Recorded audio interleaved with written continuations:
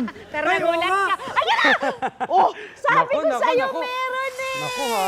Naku ha, Jimmy. Oh, eh. Mukhang naglalabasan ng mga ahas ngayon. Si Bestie naman, nagbisita ka pa sa studio. Sunod-sunod ang mga balita na ang mga ahas spotted. Minsan nga, sa hindi pa natin inaasahang lugar. Tulad dito sa Ito, studio. oh, tingnan nyo naman, andito pa talaga sa harap natin. BFF! no? BFF!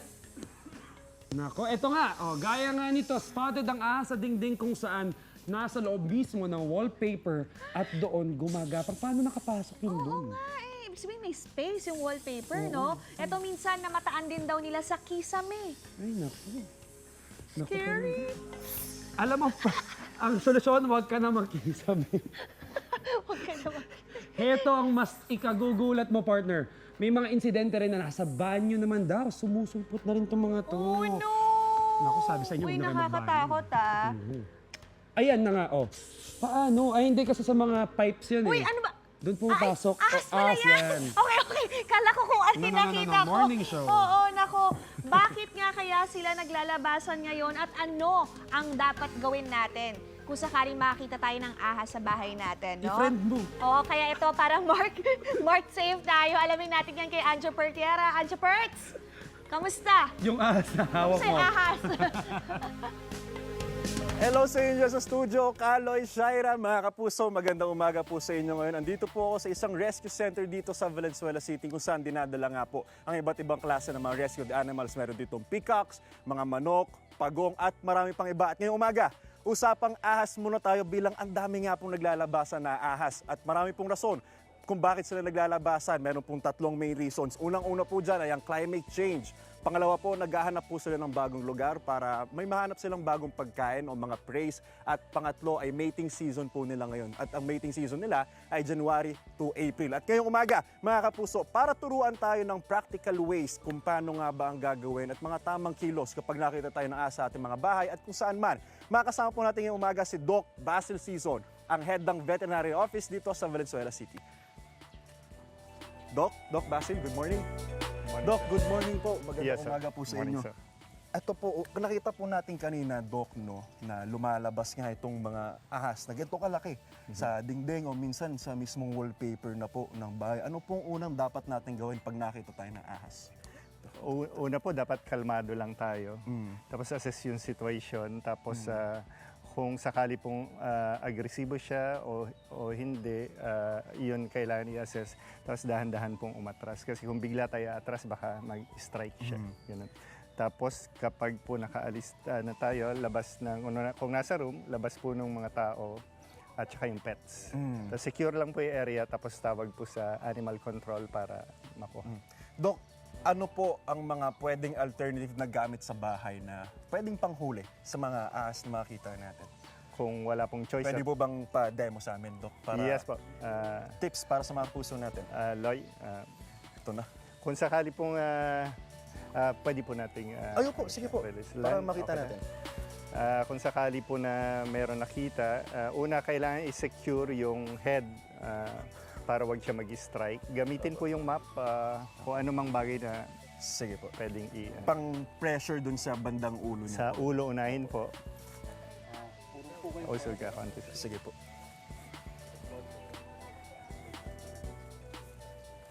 Ayan na. Okay. Doc. Joke lang. Ayan po, para makontrol lang siya kahit yung map Yun. na. Okay. Tapos Tapos, i-handle what's next, Doc? malapit sa ulo, hawakan siya. Tapos hawakan din sa bandang katawan at saka sa tail para may support, hindi siya ma-stress. Secure na. Ang nakakabayang, iba yung thrill, Doc. Yes, sir. Ito lang, Doc, sunod natin. Paano naman po kapag ang ahas ay nanggaling sa kisame o sa bubungan ng ating mga bahay? Ganun pa rin po. Observe yung situation. Huwag basta lumapit at siguraduhin safe. Tapos tumawag ng animal control. Doc, paano natin malalaman yung pagkakaiba ng isang venomous snake sa hindi? Kadalasan po, dahil hindi tayo pamilyar, karamihan, isa pong unang tignan ay yung kanilang head shape. Si non-venomous po ay kadalasan rounded. Okay. Tapos si venomous ay triangular. Yan po. Triangular. Opo. Tapos sa eye naman po, ang common na makita ay parang sa tao lang. Yun yung non-venomous. Pero kapag venomous siya, ay parang pusa. Parang may stick. Dok, yung mga gantong kalaking ahas, di ba ito nasa 10 feet na to eh. May Yes po, ilalaki 10 pa po ba to? Magmamature pa ba to? Ang range nila, 15 to 20 years. Tapos sa 10 feet, meron pong umabot ng 28 feet. 28 feet. Yes. So, ano po yung pinakamalaking na-rescue nyo po dito sa Valenzuela City? O meron po kami na kuha halos 25 mga ganun. 25? Isa po yun. Parang pet siya, tapos lumaki lang. Okay. Dinala namin sa DNR. Maraming salamat po, Doc Basil. Ayan, mga kapuso, nakapagbigay kami ng tips at si Doc Basil kung paano nga ba i-handle ang mga ganitong sitwasyon. Paalala mga kapuso, wag na wag po natin sasaktan ang mga ahas dahil friendly pa rin naman po sila kung wag lang natin silang i-intimidate. Tama, di ba, Doc? Maraming po tayong pag-uusapan mamaya. Siyempre, sa balik ng inyong pambansang morning show, saan laging una ka? Unang, hirit! Huwag ka mga takot. Mark, safe tayo dyan dahil best friend natin yan eh. Di ba? Sabi nga nila, keep your friends close, but your enemies closer. Para Mark, safe tayo mga kapuso sa mga nagsisilabasang mga ahas kung saan-saan, si Anjo ituturo sa atin ang mga dapat gawin kapag nakaspot nito. Oo, nako, ayan na nga, Kabi-kabila nga ang nababalitang ahas sightings, no? Ano, Anjo, ano ba mga tips na sakaling may makitang ahas sa bahay natin? Anjo, Perchera, pasok!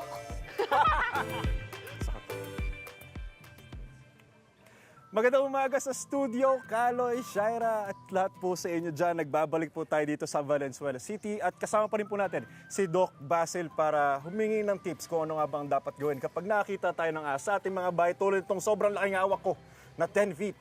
Doc, eto po, nagva-vary po ba ang paghuli ng mga ahas depende sa sizes? Paano pag ganito kalaki, Doc? Yes po, depende sa laki. Kung malaki, gamitan ng stick para makontrol yung head, tapos hawakan, ulo, tsaka buntot. Kung maliit naman, pwede naman yung tuwalya. Doc, ito pa. Anong gagawin? Worst case scenario. Kunyari, nakagat ako ngayon na to. Natuklaw ako. Ano pong unang gagawin natin?